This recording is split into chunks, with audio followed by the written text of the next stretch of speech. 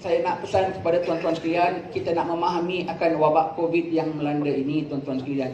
Ini bukan wabak-wabak biasa, tuan-tuan sekalian. Wabak COVID ini adalah satu babak daripada babak-babak fitnah akhir zaman. Yang Nabi mengatakan seperti gelapnya malam, semakin gelap, semakin gelap. Ini wabak sudah datang, sudah masuk. Ini sebahagian daripada fitnahnya. Dia bukan wabak-wabak biasa, datang dia akan pergi. Tidak, dia datang dan akan datang dan akan datang dan akan datang. Lihat pusingan pertama dia datang dengan apa? Pusingan pertama dia datang belum banyak sangat jumlah yang dijangkiti. Tetapi kita masih mampu PKP tutup sana tutup sini, ya tidak? Pusingan kedua dia datang lebih banyak lagi, 2-3 kali lipat daripada yang dahulu. Tapi kita tak mampu dengan PKP. Kerana apa? Dia datang berserta dengan ekonomi yang sedang merosot. Nanti dia datang lagi berserta macam-macam. Wabak ini tuan-tuan sekalian datang bersama dengannya untuk menyampaikan berbagai-bagai agenda Allah Subhanahu Wa Taala. Berbagai-bagai agenda Allah Subhanahu Wa Taala, jangan kita tidak sedar, jangan kita tidak insaf. Jangan kita tidak sedar bahawasanya kita sudah sampai penghujung zaman. Yang kita sudah dengar alim-alim ulama bicara, kita sudah sampai akhir zaman. Akhir zaman ini salah satu babaknya dah masuk dah. Bukan bunga-bunganya saja, bahkan dah masuk dah. Tidak kita dengar tuan-tuan sekalian, akhir zaman nanti Kaabah pun runtuh. Tidak kita dengar Quran pun akan diangkat, betul tak? Apa maksud Quran akan diangkat, Kaabah akan runtuh? Apa maksudnya itu? Maksud itu Kaabah dan Quran itu sebesar-besar syiar dalam agama Islam. Itu pun akan lenyap, itu pun akan hilang. Maknanya sebelum sampai pada waktu itu banyak yang akan lenyap dan hilang. Dan dalam berapa bulan wabak COVID ini datang saja, berapa banyak yang sudah lenyap dan hilang tuan-tuan sekalian. Berapa bulan sudah luput, kita tak dapat saf rapat-rapat. Dan saf rapat-rapat itu betapa pentingnya saf rapat-rapat. Berapa bulan syaitan boleh mencelah di celah kita sembahyang.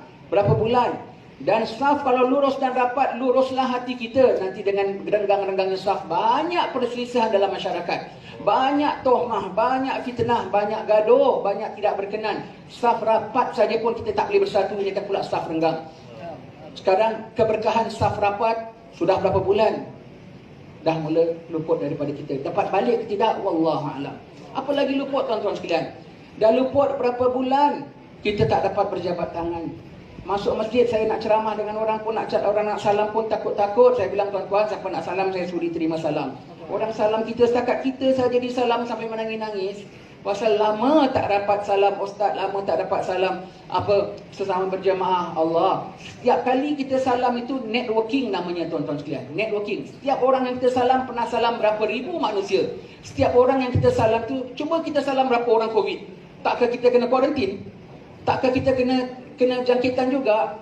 Kalau kuman pun boleh jangkit, barakah pun boleh jangkit juga. Kita sudah salam berapa ribu orang. Kita salam satu orang, dia sudah salam berapa ribu orang.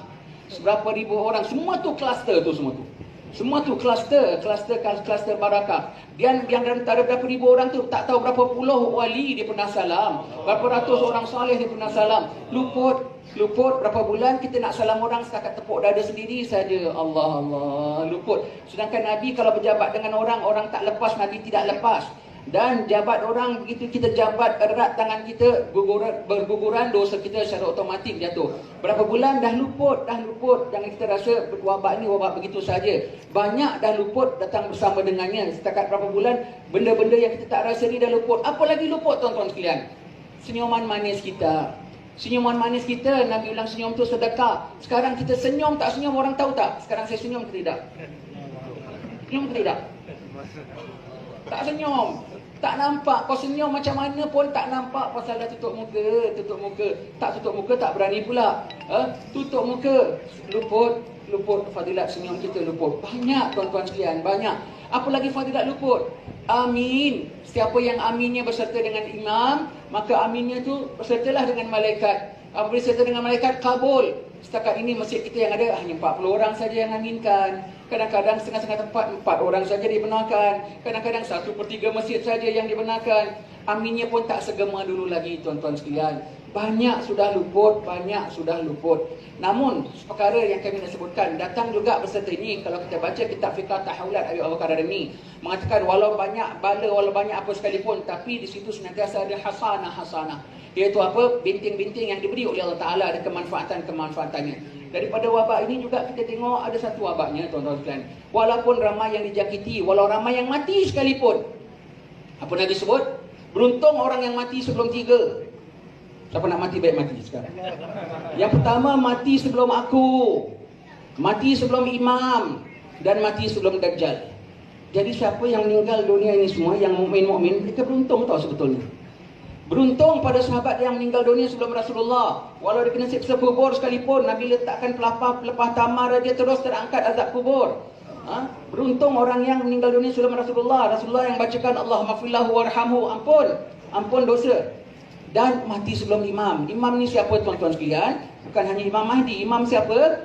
Imam ialah tuan-tuan guru kita, mursyid kita, syekh-syekh kita, kiai-kiai kita, tok-tok guru kita.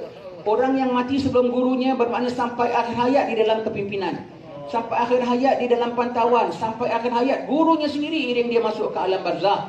Gurunya yang doakan dia, gurunya yang sembahyangkan jenazahnya. Sampai akhir hayat dia tidak terkapai-kapai. Untung mati sebelum guru. Sekarang kita tahu kan? Guru-guru kita ramai sudah meninggal dunia. Apa kita rasa sekarang? Seperti anak ayam kehilangan ibu. Tapi ada keberkahan, nanti kita akan bincang perkara ini juga.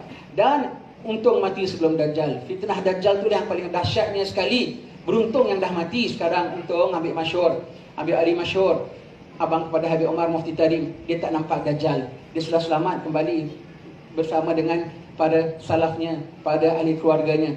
Dia tak nampak fitnah Dajjal. Untung pada ulama-ulama kita ini semua, dia tidak perlu nak menangani masalah ummah apabila menghadapi fitnah Dajjal yang begitu besar. Mereka dah jalankan tugas mereka di kala hayat mereka. Allah Ta'ala dah rehatkan mereka. Giliran kita pula sekarang tuan-tuan sekalian.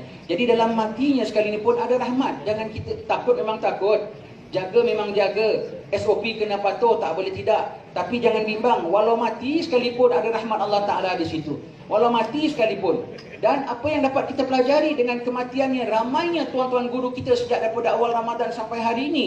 2-3 hari sekali asal buka WhatsApp saja, inna lillahi wa inna ilaihi rajiun. Siapa meninggal? Allah, fulan. Siapa meninggal? Di Fatani baik, di Banjar baik, di Jawa baik, di Hadramaut baik. Meninggal yang top meninggal. Apa hikmah di sebalik ini tuan-tuan sekalian? Sekarang kita dalam status ini tuan-tuan sekalian. Jangan kita tak sedar. Kita dalam keadaan ini memang Allah Ta'ala matikan tuan-tuan guru kita. Memang kita sedih, memang kita duka cita, tapi ada tata caranya. Kita lihat dengan SOP ni pun, dengan PKP ni pun ada rahmat. Tak kita dengar Nabi Isa akan cakap kepada Imam Mahdi apa nanti? Imamukum minkum, imam kamu di kalangan kamu. Dengan kita PKP sekarang tak boleh tidak. Dulu sikit kita panggil para Habib Hadramaut, sikit kita panggil habib-habib daripada Indonesia, sikit-sikit mereka pergi sana, kita pergi sini semua. Alhamdulillah kita suka. Tapi sekarang Allah Ta'ala nak surfacekan, nak terbitkan imam-imam kamu di kalangan kamu. Tidak ada pemimpin kita kecuali di kalangan kita sendiri akan terbit pemimpin di kalangan kita sendiri. Maka setiap yang nama ustaz, setiap yang pegang akan masyarakat, kena mainkan peranan anda sekarang ini. Kena mainkan peranan anda, pantau hal ehwal umat. Dan setiap umat kena naikkan setiap pemimpin-pemimpin yang di kalangan mereka sendiri. Dengan kematiannya guru kita, selagi masih ada guru-guru kita, kita semua selesa, kita semua comfortable. Apa-apa, kadang-kadang kita dulu saja, masih di Singapura dulu, Habib Omar datang pun kita tak jumpa tau. Cukup kita di bawah Habib Abdullah Jufri. Dia cuma cerita saja, ada Omar bin Hafiz dari Tarim datang. Kita pun tak tahu siapa orang itu. Habib Omar pun belum popular sangat dia. Tetapi apabila sudah meninggal guru kita, kita semua seperti dari anak ayam kehilangan ibu. Kita di bawah kiai kita, daripada guru kita semua tu, kita selamat. Apa-apa, tanya dia. Maulid dipimpin oleh dia. Tak hadir pada Maulid Arba'in pun dulu, tak ada cerita pun begini pun. Kita di bawah tuan-tuan guru masing-masing. Sengaja Allah Ta'ala melepaskan kita daripada tuan-tuan guru kita. Mereka sudah tamat tempoh khidmat mereka, sudah kembali ke rahmat Allah Ta'ala, sedang berehat dalam Taman Jannah. Kita ni, kenapa dilepaskan Allah Ta'ala? Dalam kita tidak ada guru, dalam keadaan kita tercari-cari siapa nak pimpin, siapa nak pimpin. Yang ikhlas akan diberi Allah Ta'ala di bawah satu kepimpinan. Kita kena sedar ya, Mahdi tak lama keluar ya. Kita sudah dalam ambang ya. Kita sudah ambang. Kalau keluar, siapa kenal Mahdi? Siapa tahu Mahdi? Siapa yang akan tunjukkan kita ini Imam Mahdi? Dan berapa ramai yang akan reject Mahdi? Berapa ramai yang akan reject Mahdi tuan-tuan sekalian? Berapa ramai? Daripada 72 puak confirm reject Mahdi. Dan berapa ramai juga yang akan reject Mahdi? Yang akan tunjukkan kita tidak lain tidak bukan ialah wakil-wakil daripada tempat kita sendiri, orang tempatan kita sendiri. Tok guru kita sendiri, tok syekh kita sendiri. Jadi yang ikhlas yang mencari siapa boleh pimpin, akan ditunjukkan oleh Allah Ta'ala akan siapa yang boleh memimpin. Jadi sekarang kita lah nak tengok siapa boleh pimpin kita, siapa yang cakapnya tu dibilang ya, dia bilang tidak. Kita cari, kita tumpang bernaung di bawahnya. Kalau guru kita masih ada, kita tak kisah tau. Kita bawa, tak guru kita yang mengatakan nanti, ni bukan Mahdi, umpamanya lah. Tetapi dengan tak ada, kita semuanya kita lepas. Ada perencanaan Allah Subhanahu Wa Taala. Ada rencana Allah Subhanahu Wa Taala untuk kita pada musim-musim wabak begini, tuan-tuan sekalian. Kita kena perhati semuanya, ada taktik-taktik langkah Allah Ta'ala. Kita hanya tunggu what's next, apa berikutnya. Dengan masuk wabak ini bukan setakat masuk kosong-kosongan begitu saja, tuan-tuan sekalian. Macam-macam ada bersama dengannya. Hanya kita sedar ataupun tak sedar. Hanya kita sedar tak sedar. Banyakkan zikir, banyakkan wirid, banyakkan ingat kepada Allah Subhanahu Wa Ta'ala. Ala bizikrillah tatma'innul qulub. Hanya dengan zikir kepada Allah Taala jiwa akan tenang. Akan tiba masa, dah sampai pun masa. Di masjid pun kita tak tenang. Nak saf rapat pun kita tak berani. Nak salaman orang pun kita tak tenang. Nak dengar khutbah pun kita tak tenang. Tetapi yang banyak zikir kepada Allah Taala, walau dalam macam mana porak-poranda sekalipun anda akan tenang. Ingat, sudah sampai waktunya. Maka dalam majlis-majlis beginilah kita saling ingat, memperingatkan antara satu sama lain. Itu sudah sampai tahapnya, tuan-tuan sekalian. Sudah sampai tahap